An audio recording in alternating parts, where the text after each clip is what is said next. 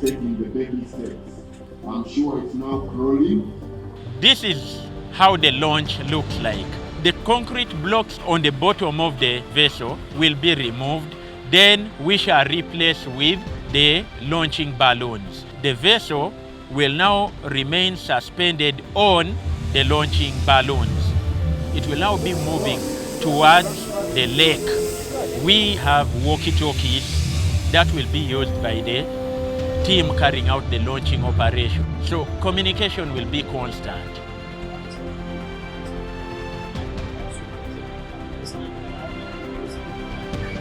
As a team,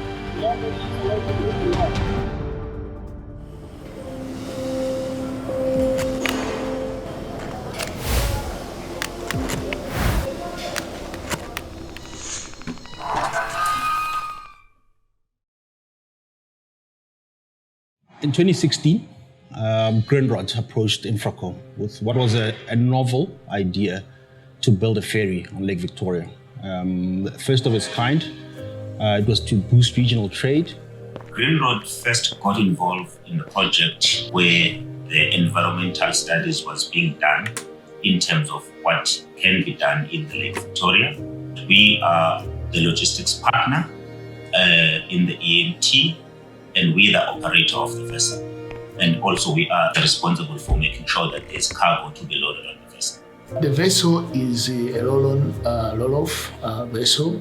You bring your trucks, park on the vessel, and the vessel carries these trucks to Mwanza, and the same from Mwanza, it comes here loaded with trucks. We will give them comfort of an aeroplane scheduled slots so they can make sure that their cargo departs and arrive at agreed given time. With that, we believe that then there will be an increased trade between Tanzania and Uganda, which both the government has been advocating for. The purpose of actually Infraco is to develop a project, prove the concept in order to attract investors into the project at a later stage. So in essence, de-risk the project.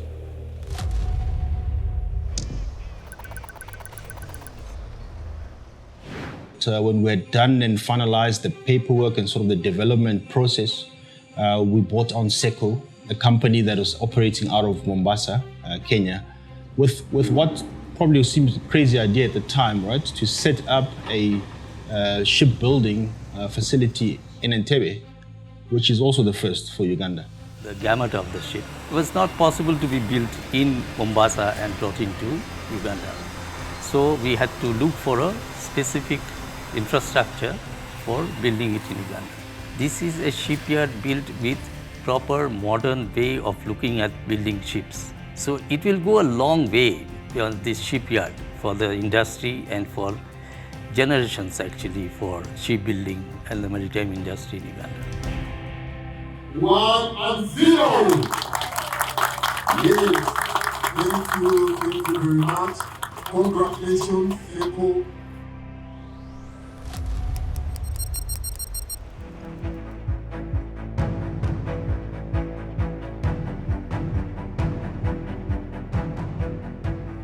Basooka kusala plates ezisinga okuva waneeno, then ne baleeta ba fabricators ne ba fitters ne balyoka batandika okupanga blocks ezo nga bw'oziraba we zikola eryato. So nti buli kimu kitandikira waneeno. After fitting, they join the two plates, they prepare the joint very well. Then there you come in as a welder. My experience has enlarged. I have gotten a lot of experience. I know how to deal with joints in as far as welding is concerned. I've learned a lot. This kind of ship built with 150 to 180 people is optimal. It's right numbers, and they did not compromise on getting people and training them and bringing them on board. And it is highly possible to nurture the local talent and get this as a team to build up a ship of this high caliber. And it worked. Bakama baffe bonna be baagituyisaamu. Era okugenda okuyiga eno machine n'okuyiga engeri gye basalamu n'ogi operatinga byonna. Infraco has been very instrumental to see that the ship is being properly built. That's how they have put in their client representative as OSK on board, who is looking after the interest of the owners of the ship. We have a continuously discussion with the designer, with SECO Marine, regarding how can we improve by very few means the redundancy in different systems. I can give you a sample. In the beginning, they came to a result that there should be installed 2 times more power on board. And we say no, it should be half. And they say no, and we say yes. And then we have a common discussion for that. And it turns out that we have installed approximately 1 megawatt power on board. They were proposing in the beginning 2 megawatts. And that is fuel saved. That's fuel saved every day for this vessel.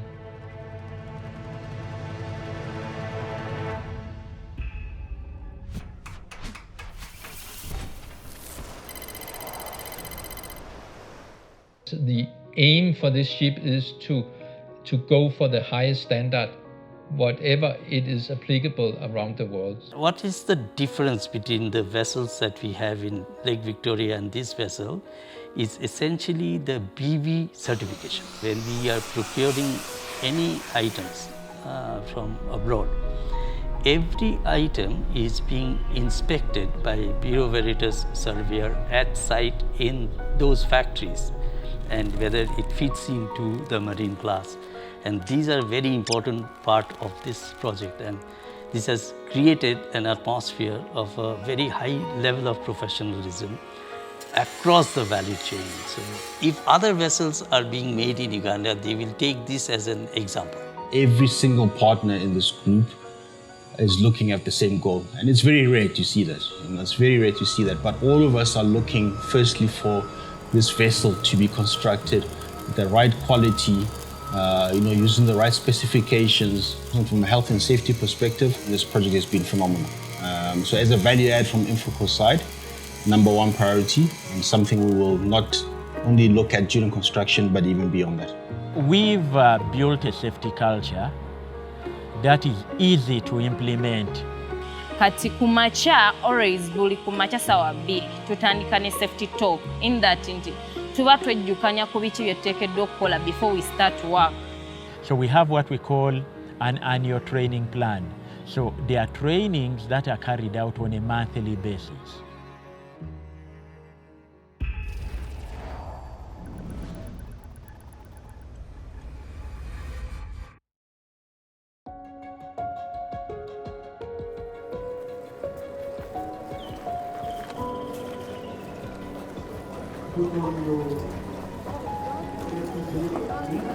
Ladies and gentlemen, good morning. I am honored to have been asked to launch this vessel today. So I wish the vessel, the crew, and all who will sail on her good fortune, favorable winds, and following seas. And with that, I'd like to christen the vessel MPUNGU.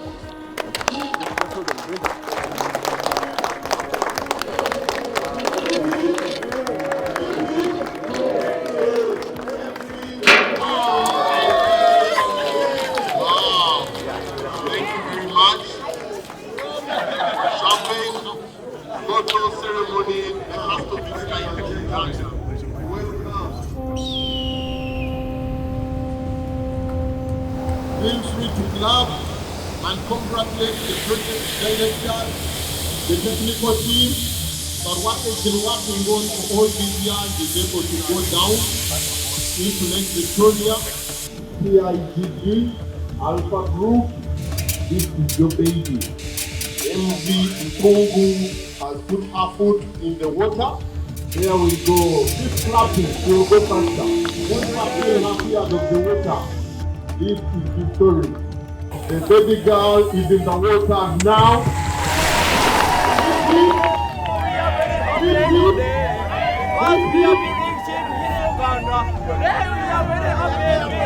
Here we have a huge monster of a ship with a length of 96 meters. The biggest row-pack ship built under the Ajax class in in the East African region. Kudos to all our working teams for all their hard work to bring us to this milestone today. We came to a greenfield place. We managed to build up this facility in 6 months. We managed to bring it up to 18 months. Last August, we started building. Now we are here. A lot of hurdles, but we managed to do that. Everybody came and congratulated me. But that's my team. Please give a standing ovation to all of them. They are the people.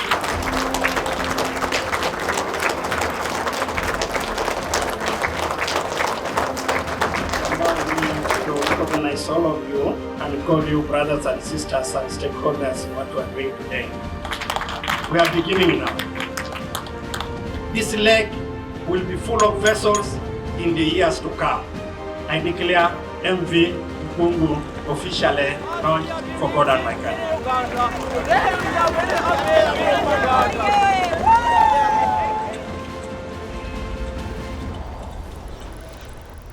I would say that this is the start of the maritime industry in Uganda. Lake Victoria, the resource has not been used for proper transportation up to now. For now, they're seen as barriers. Barriers because trucks have to go all the way around. In this instance, is Mwanza to Port Bell. It takes 4 days. So therefore, building a ferry scheduled took care of the timing. So while you don't have to spend 4 days on the road, you spend 18 hours. It's safer. The carbon emissions are reduced because now we're taking 19 trucks at any given crossing off the road. And so you are alleviating driver fatigue as well. They will have nice facilities where they can get some food. They have nice facilities where they can get shower. There are nice toilet facilities. So they will be able to get a good rest. So they are ready for driving when they are arriving. This ferry will prove that there's efficiency in operating on the lake. There's efficiency in operating a vessel of this size to transport goods. If this project is successful, we can then start planning on the second vessel, which will allow us to have multiple call in different ports in Kampala and maybe in the third country, which is Kenya at a later stage. When it comes to EMT and to the crew, while we were starting up here, they have already made interviews with cadets. We have not been having a lot of people trained in Uganda, so there was a shortage. So we found it necessary to build capacity by training. The crew has been trained in Tanzania. In Dar es Salaam, we trained a total of 28 ladies, and our ship will be manned by both male and female. This place here we call a bridge. And with the bridge, we have a bridge teamwork. During maneuvering, whether we are calling at a port or we are leaving the port, we need to have reliable communication. So this is how we are working. In the engine room as well, if the chief engineer is giving some instructions there, they have to follow strictly, because a slight mess might end up causing a disastrous issue. Because this thing is huge and heavy. Small speed, but the momentum is big. Safety-wise, we have the boats and life rafts. We have one boat on port side, one boat on starboard side. We have 6 life rafts. We can fight fire from everywhere. We can save our lives with life-saving gears within the shortest possible time, because almost everything is within the vicinity.